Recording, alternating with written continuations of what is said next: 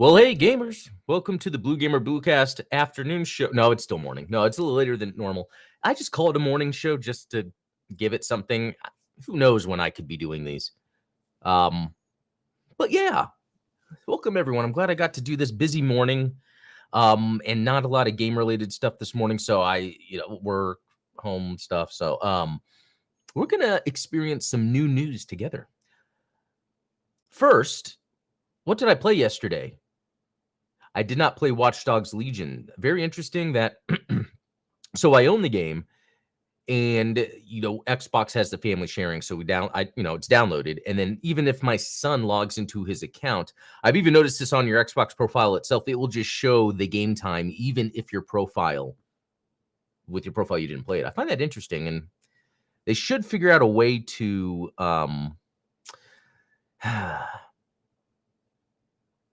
So it's like, do I want to hide this game? Because what if I play it later? I don't know. I'll just leave it there for now. Wait, that's interesting. What does this say? Playtime.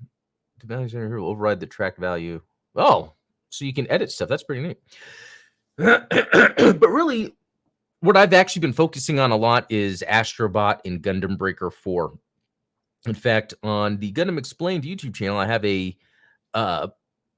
have a video up of just some beginner tips and tricks of Gundam Breaker 4, just because, like, for those that know what Gundam Breaker is, they already know their advanced stuff. And I figure, as I'm playing too, there's questions I have, and I'm like, if people aren't into Gundam and then they get into this game, it's going to be too much for them. So I was figuring, what's kind of a way I can introduce, here's how you should start playing the game and understanding some of the mechanics. It's not that it's deep, it's just that it's different because it's not a typical game, because this is really made for people that like model kits, and so they want to collect and build the pieces. It's just that there is a game underneath. It's not a deep game, but anyway, with all that stuff, the menus, newer players, it could be confusing. Surprise afternoon, operator. There's Autonomous. Good to see you. I'm glad you're able to join here, because I did this a little later than normal. Yeah, so that's Gundam Breaker 4 and Astrobot, having fun. And again, like I say, like, it's a great game, but like after I beat a couple worlds and I'm like, okay, I'm done for now, move on. It's not like something that just keeps me there and going. But it's fun. Yeah, okay, everything's coming back to me. This map I was playing yesterday was so fun because, like, there's certain items, like a Mario game, that you need to get throughout, whether it's stars or whatever. And this, it's bots, and then there's puzzle pieces and even alternate exits. And I just had so much fun spending. Yeah, I think my whole playtime was on that one level yesterday, where it was just go through. By the time I got to the end, it's like, okay, I'm missing a puzzle piece and I'm missing the alternate exit. So what's fun is going back through the level and trying to find it. I think that's you know what would be really neat? I kind of wish the game didn't tell you everything there was until you beat the level, and then maybe it kind of will inform you that there's this many secrets still to find or something like that. I would almost like it like that, because what happens then is the game automatically becomes a checklist. As soon as I start a level in Astrobot, I'm looking at, okay, I need this many bots, this type of bots, this type of puzzle pieces, and they're in order on the list. So as I get them, if I've skipped one, it's like, oh, I can go back. And while that's helpful and fun, I would rather where I don't know. And then I beat the level, and then it tells me. So then it's like you can play the level the first time without the constraint of, okay, I need to find everything, because that's what I do automatically. I would rather play knowing, okay, what is there to explore and find? You beat the level, and then it unlocks stats of like, okay, this is how many secrets you got. Anyway, that's just my take, and I think it might lead to a more interesting reason for players to play more and more than me beating the level and being like, oh, I forgot something. Where's that? It's here. Okay, I'll get back in and go over there. It would be better if you could beat the level, start it back up, and be like, okay, there's some secrets. Where are they? Yeah, because the other thing they do, and this is the optional thing, is there is a, once you beat the level at the very beginning level for 200 coins, which is not an issue, you can get this little robot that goes around and tells you when you're close to a secret. So that's like the other thing they added, and I think they did that because this game is very family friendly, and a child, a younger, inexperienced gamer can play this and have fun. And I think that's what they were balancing. Anyway, that is that from what I've been playing. So it wasn't like crazy or anything, but there's stuff there. Okay. Okay, what do I wanna get to next? So that was what I've been playing, not too much to share there,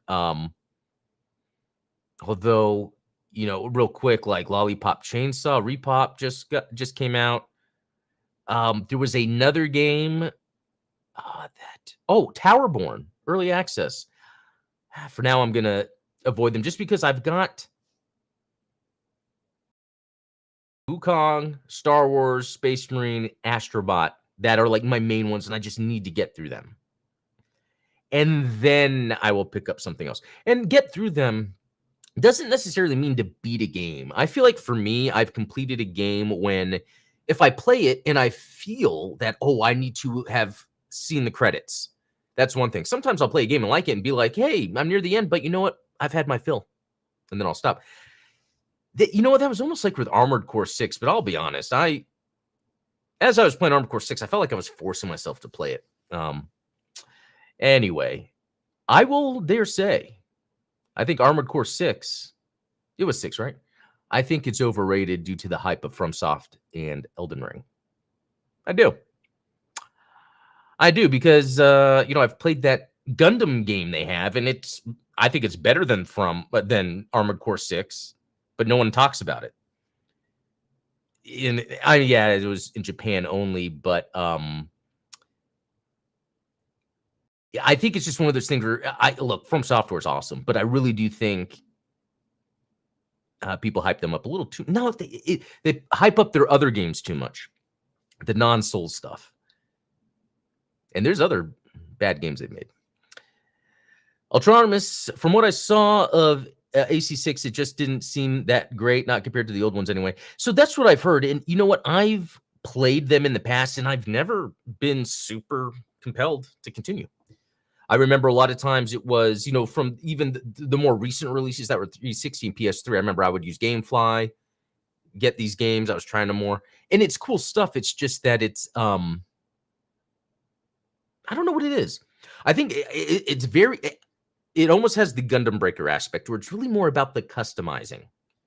It really is. It's more about the customizing. I don't know. All right. Well, hey, Jim Killux, good to see you. Okay, so yeah, let's move on. Let's move on. Gaming leaks and rumors. The entire staff of Annapurna Interactive has resigned. So I read some of this. So apparently, I guess the person that owns the company or the entity, I don't know how that works, wants to do one thing. So the whole staff was like, okay, then can we just take our company back and we'll just run it on our own? And I guess it was like, no. So everyone left. That's very interesting. And so there were some games, I guess, that were in the making, and apparently they're going to still finish. Interesting stuff. So Microsoft is banking on Call of Duty on Game Pass to shift the needle for subscription numbers and help grow its gaming revenues, so there's a couple things here. I think Game Pass is a good value. And it's interesting that they say not enough people are, it's like they're trying to increase subscription numbers. Now, so I don't know where they're getting that from in terms of like, are they looking at how many people play Xbox versus how many subscriptions there are? And they're like, the value is supposed to get people to want to subscribe. You know what I mean? I wonder if that's part of it, or is it where, maybe they're looking at in terms of see, I don't know. I really don't know because I feel like I'm really bad at this lately where I have so many thoughts in my mind and I can't really focus on one. So here's the thing. Personally, even though to me, I see Call of Duty as more of a mainstream pastime, as a hardcore gamer, if I didn't already have Game Pass, I would then get it for this. It almost reminds me of this PS5 Pro, and it's almost like Sony's trying to get more of their PS4 users to just come to PS5. It's like, yeah, wonder how many people, because someone posted this on one of my videos where they're going to buy the Pro and then give someone else their PS5. And that makes a lot of sense, especially if you're in a family. So I wonder how many different aspects of the PS5 Pro are allowing Sony to get what they need and get more people off of a 4 and into the 5 ecosystem. And so I wonder, how much Microsoft is trying to do that too, getting people off of the platform and more to the service, right? I almost feel like it's the same thing, but Sony's relying on hardware and Microsoft's just relying on a service. That's again why I say it's the better value add at the end of the day. Um, if you look at what both companies are trying to do to try to bank or improve, so yeah, it's very interesting because I'm excited that Call of Duty Black Ops 6 is on Game Pass. I'm so excited I won't have to buy it this year. Because even last year, I remember when I bought Modern Warfare 3, it was like I was making a decision, and I was like, I don't think I should buy Call of Duty Modern Warfare 3. I'll wait when it's on sale or something. Yeah, it's very interesting. I'm really curious to see how Call of Duty being on Game Pass is going to affect Xbox, how the PS5 Pro is going to affect PS4 people to move to PS5. Because the other thing is, if Call of Duty's on Game Pass, people have a PS4, they're seeing a PS5 Pro is coming out, but they could just get Game Pass to play Call of Duty. Like I'm trying to think of what is that the attachment game to get people to get to the Xbox Game Pass service or the PS5 Pro. You know, it could be Call of Duty. It's very interesting. Okay, the majority of employees I've spoken are completely confused about Xbox's general strategy. Well, pardon my language, but no shit. It's the same with any video game publisher and developer right now. There's no way that you could pick a strategy and be like, this is what we do. That's what Sony did with the live service thing, and that didn't work out. So yeah, I mean, there's no way. You have to try different things and see what works. So I don't know what else to get from that. Let's see. Interesting. RE0 and Code Veronica remakes won't be as ambitious as RE4 remake. Okay, at first I'm like, interesting, but then I'm like, well, RE4 has had iteratives of remakes. So, and I think it's because it was such a good game. Code Veronica, if I'm not mistaken, has that been released anywhere else but Dreamcast? Maybe it got a PSN release, but you know, the first step to that is they can't really pump a lot of money into that. Look, let's just get Code Veronica out and see how people like that. I'm actually excited to go back to Code Veronica. I haven't played Code Veronica since I played it on the Dreamcast, and I remember that was a hard one, but it was fun. Okay, so Atronimus, thank you for clarifying that. Code Veronica never got re-released with any updates. So I do see this as a way for them to, because Capcom is an incredible company right now, but they're saving money, but still getting the game out there. So if that's the case, that's cool. Also pretty sure it's only in a single location, not a whole countryside. Oh, what do you mean by that? I do know that. Yeah, there's another place. There's different locations in Code Veronica. I don't know if that's what you're referring to, because I think at the end you go to Antarctica. All right, let me scroll through here, see what else is going on. Hope no one breaks into my room and steals something. Okay, well, let's see. All movie characters have been leaked for Dragon Ball Sparking Zero, so if that's something you're into, that's up there. All right, let me switch over to the latest news. All right, patch notes number 3. This seems like it's more of like a podcast. That's interesting. I might need to check that out. Okay, I feel like I'm zoomed out a whole lot.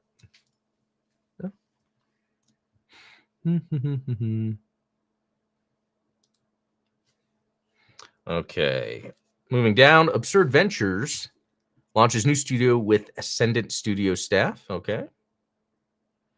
Embracers Potential sale canceled for Metro's 4A games. Oh no, there's a burglar. Okay, well, my son wanted to do a little skit.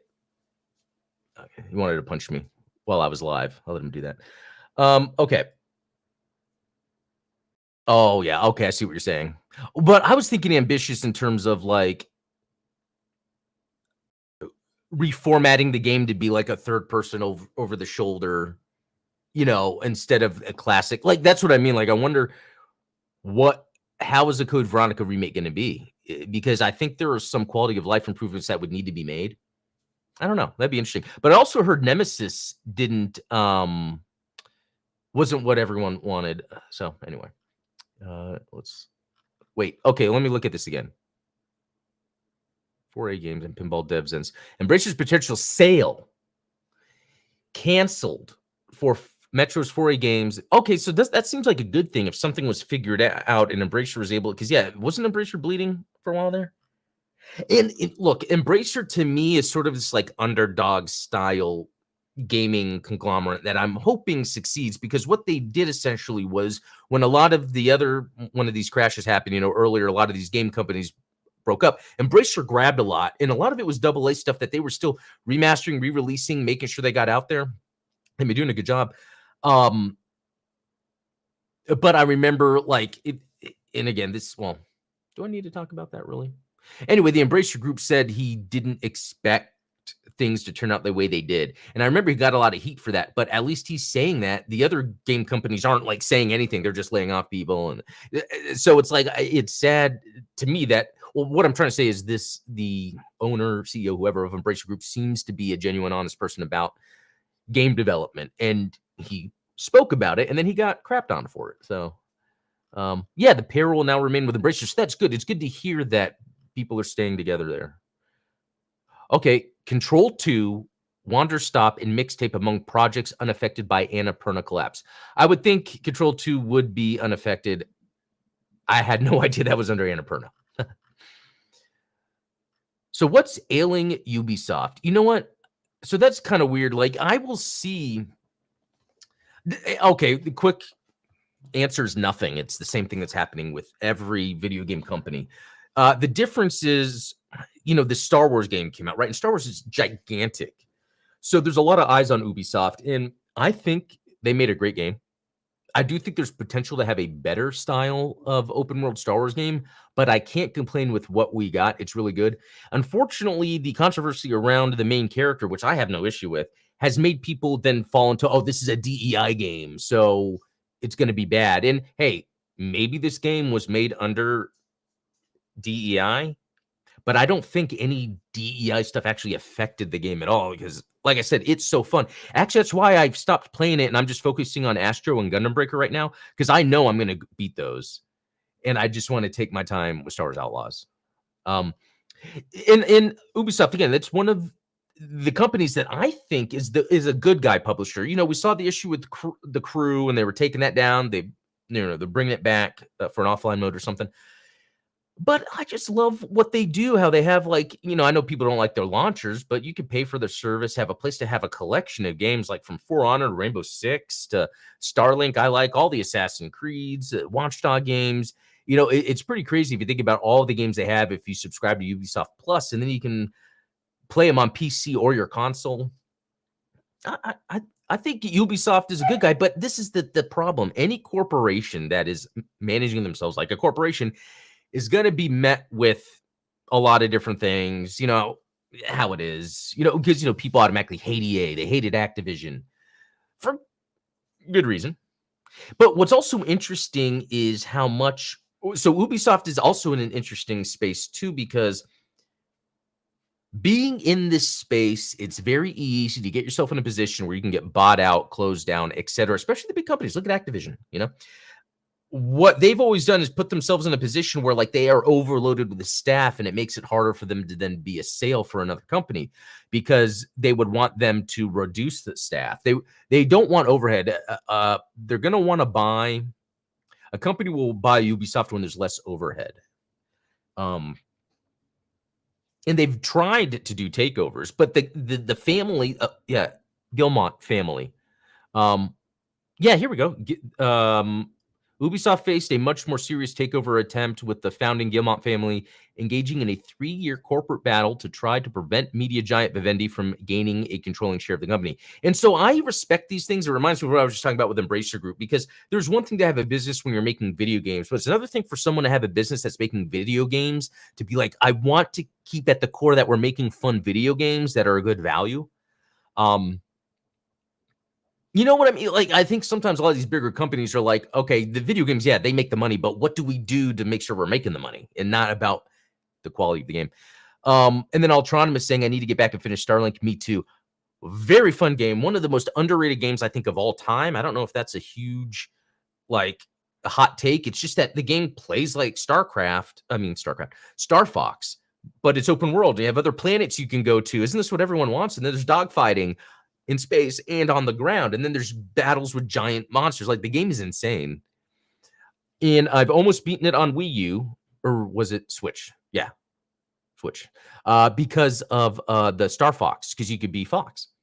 And then I saw my brother playing it on either Xbox or PC. No, it was Xbox. So I bought it on Xbox. I was like, oh, the graphics are better. And then my brother is telling me how you can get more performance out of PC. I bought it again on PC.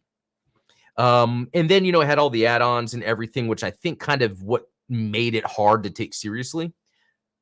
But it's a great game. 100% a great game. Yeah, it's definitely underrated. I blame the figure gimmick. Oh, okay, yeah. That confused marketing. I'm glad we're on the same page. It's a good game, and I do think, yeah, that figure mechanic. Jam Kill X, same thing. Yeah. Although I did buy the Star Fox one, just because as a hardcore gamer, that's, you know, something I'd like to get.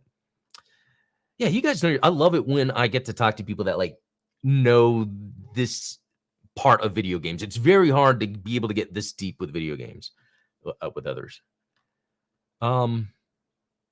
Okay. Pocket Pair CEO is unsure about Palworld going to a live service game. That's cool that he's thinking that, because on one hand, you can think, okay, let's make this live service, right? But on the other hand, like I was talking about with these other companies, how they're thinking about their games, like it's like at that level, like you want to make sure it's fun first. You know what? I do like live service though, as more of the game isn't built to be live service, but you can add a layer of live service. For example, Gundam, I haven't played in so long, I forgot the name. Battle Operation 2. Why did I forget the name?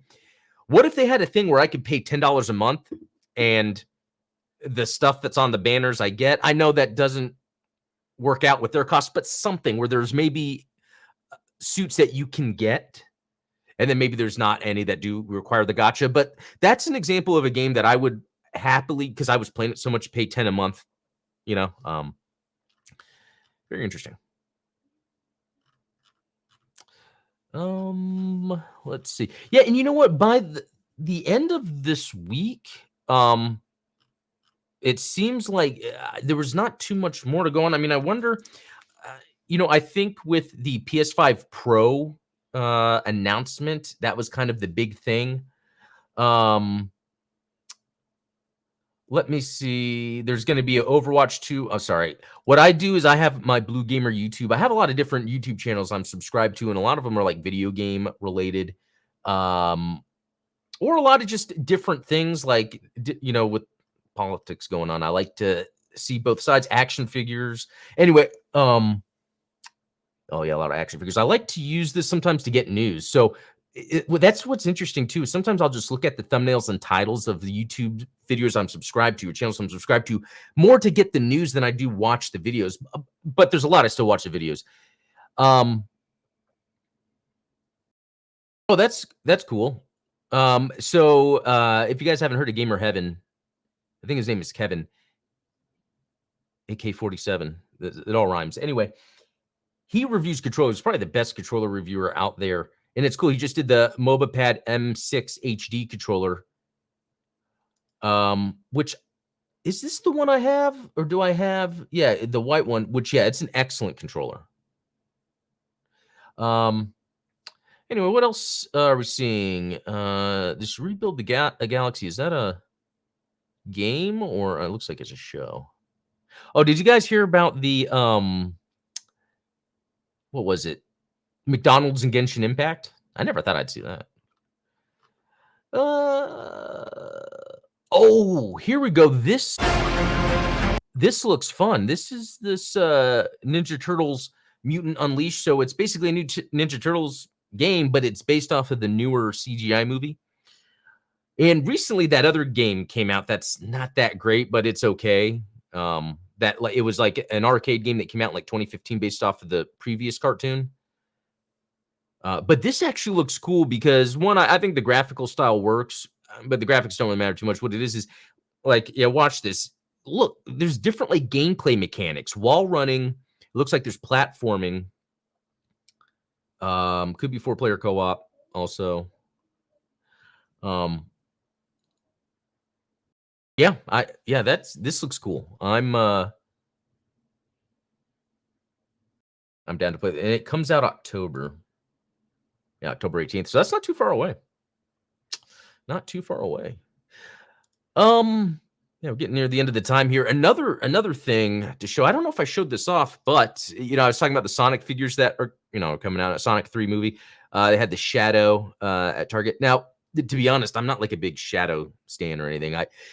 That started in Sonic Adventure. By Sonic Adventure, I was already a huge Sonic fan, so Shadow to me was like, who's this guy? But it's cool. Like, it's really neat when you look at this, how for a movie, a live action movie, I love how true to the source material they are with the design, and really just adding the detail of like it having fur or something, I forgot this is not the good camera I'm using, but I love it. Like even the Sonic, like this is just so fun. And then of course, Robotnik, Jim Carrey. It's really cool that they're doing this stuff. I mean, I would never expect. Like, that's what's the thing about these Sonic movies, like, they're not offensive to the source material, even though there's stuff in the movies, like, I don't care for, and it doesn't need to be there. And it just, at the end of the day, it makes them a fun movie. And it's interesting because, like, I feel like usually I'm very critical about, like, a video game movie or something, and, "Oh, they didn't do that story, they didn't do that right." But for some reason with the Sonic, it's like, it just worked. So the Halo show. That Halo TV series had amazing action that was pulled straight from the source material. But then when they would get into the character stories, it was like, okay, this doesn't feel like Halo anymore. And so they messed it up there. But okay, I've never heard of him referred to as the Edgehog. I should have. That's a great idea. Let's see. Which is, I like they are a bit looser connection to the game lore. Oh, instead of just going off the rails like Resident Evil. Yeah, you know what? That's funny because my son was asking about Chaos being a villain in any of these Sonic movies, and I was like, I wonder. Well, let's see. I don't know the origin of Chaos actually. Since Sonic Adventure, I never looked that up. But apparently, it has to do with Knuckles and the Chaos Emeralds and some of the characters they showed in the first movie. So that's where it's cool that maybe it doesn't seem like it all seems like Sonic, but there's actually little things there where then you can connect it back to lore, almost like it's a legend or a myth style thing. But yeah, really cool. Really, really pumped about Sonic. Yeah, see, this is a good example of that. And it's almost like where the studio has to think like, yeah, okay, so let me say something real quick. Because like I liked the Mario movie a lot. But I like the Sonic movie more because there was more as an adult I could relate to, and I think that's what they did a good job in Sonic, even though, yeah, sometimes it seemed like they did it too much, but it was where then the movie doesn't come off as a child's movie. It really comes off as like a funny family comedy movie. That Transformers 1 is supposed to be like that. The Transformers 1 is supposed to be sort of a very, like, not like for kids, but family friendly, but still action oriented. And I've never really been a Transformers fan. It's very interesting. Even though I watched the cartoon all the time growing up, I had a couple of the toys. I've always liked a pilot going into a robot instead of a robot being a pilot. I feel like Sonic references were more subtle, while Mario ones were more just get everything we can in. Yeah, that's just very interesting. Even though I like the Mario movie, it was one where it was just constant, here's references. And then Sonic, yeah, they're very subtle. It was like, oh, yeah, cool.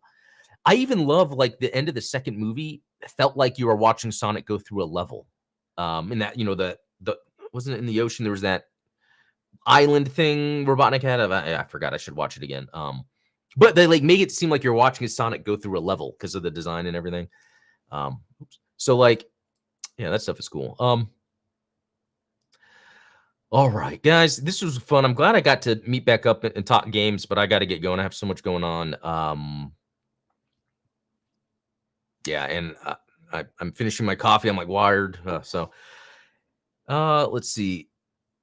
Oh, the Labyrinth Zone's natural stage. Yeah, that's the one. And I loved that because it reminded me when I was a kid, when Sonic would drown, I would cry. That dunna dunna dunna dunna dunna dunna dunna dunna. And then I cried because that was sad. Because he'd look at me with his eyes open, with his hands up, falling. It's messed up. And most of the Transformers tubers across the board actually like TF1. Oh, that's cool too then. Yeah. Well, cool. Well, guys, that was a lot of fun. I had a lot of fun. Yeah, have a good weekend. I'll be back Monday with some more news, some more gaming.